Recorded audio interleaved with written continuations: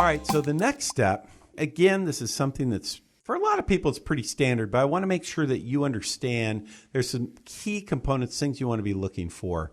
The next step is what we call analysis, and it's really nothing more than getting your financial documents in order. So we want to gather your financial documents so we can really identify clearly where you are and what is the road you're on. Like, where are you heading with your planning? Because the first thing we want to know is, can we help you, and do you want our help? Part of that is checking out the road you're on now. So we want to know, where are you heading with your current planning? Because if that is already bringing you down a path of success, well, then we're done. What do you need to pay us for, right? Sure. You're already on a good path.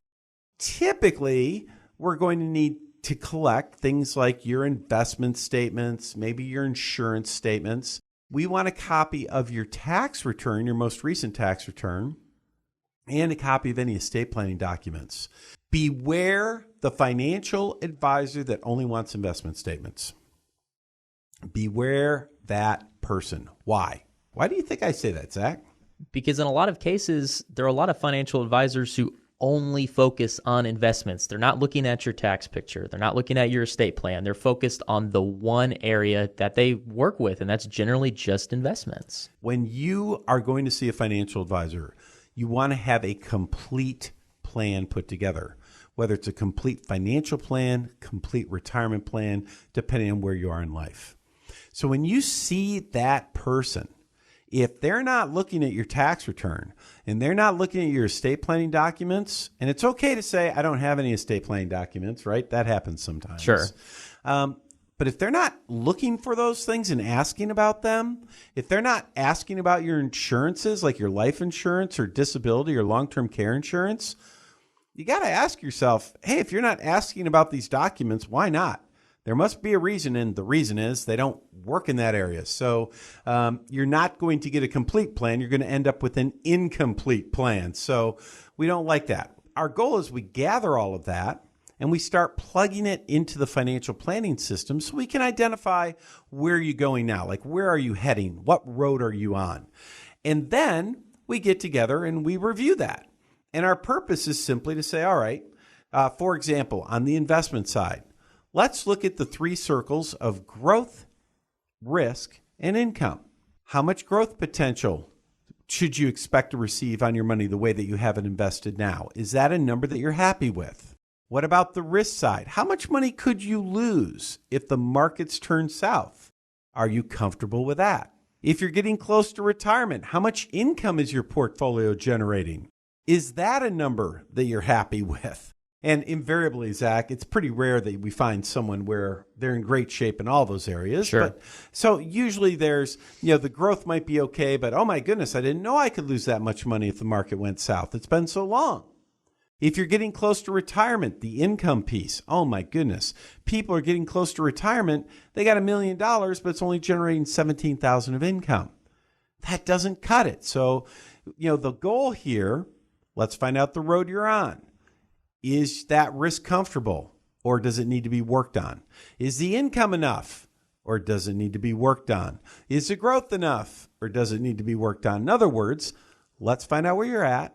Let's find out what you've done well, and then let's find out what areas need a little work. So that's the investment side. Then we look at the tax picture, right? This is an eye-opener for a lot of people right here. But what we do is we start laying it out for you. We say, let's take a look at your future, and let's map it out. And using the current tax code, what kind of taxes are you going to be paying in your retirement or down the road? How much are you going to be paying in tax 5 years from now, 10 years from now, 15 years from now?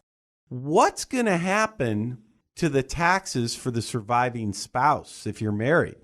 There's a question. That's something that people they never look at, but it's a huge problem out there. I had one the other day. We mapped out this couple. They were in their early 60s. And we said, okay, what if the husband dies at age 85? In that final year, when they're both, he's 85, she's a couple years younger, so call her 83 at that point. In that final year, they were going to owe right around $24,000 in tax, which already was a bad number. Yeah, pretty big. Right? But the next year, Now, after the next year he's gone, she's able to still claim, or she's now a single taxpayer. Her taxes went from $24,000 on the same amount of income up to $35,000. It's a pretty big jump. $11,000 more tax on the same income. Why? She was single, not married. And so we started exploring, said, well, what if we, in that meeting, we'll also often say, well, what if we did a little bit of tax planning? And we don't go in depth at that point. It's just more of kind of a, hey, let's throw a couple ideas out there. And we put out a couple ideas, and we were able to get their taxes in their 80s instead of being $24,000 when when he was 85 and she was 83. It was down to like $3,000. I think that couple said that was probably the definition of eye-opening. That's better. Yeah. Right? $3,000 better than $24,000. And then for a surviving spouse, instead of $35,000, it was like $5,000. Much more reasonable. So the point is, it's important that you see those numbers. If you're talking to a financial advisor and they're not showing you that information in that analysis meeting, well, what the heck? Is that a complete plan if they're not showing that to you? Nope. Taxes are a big, big deal. You want to make certain that the person you're talking to is sharing with you what your future is going to look like if you stay on the road you're on now, but also maybe start to give you some alternatives as to what could be done. Most financial advisors, they love to talk about investments, and they love to show you how your income is going to last. The problem is that many times you're using unrealistic assumptions. They're ignoring the impact of taxes. They're ignoring the impact of long-term care. And they're ignoring estate planning.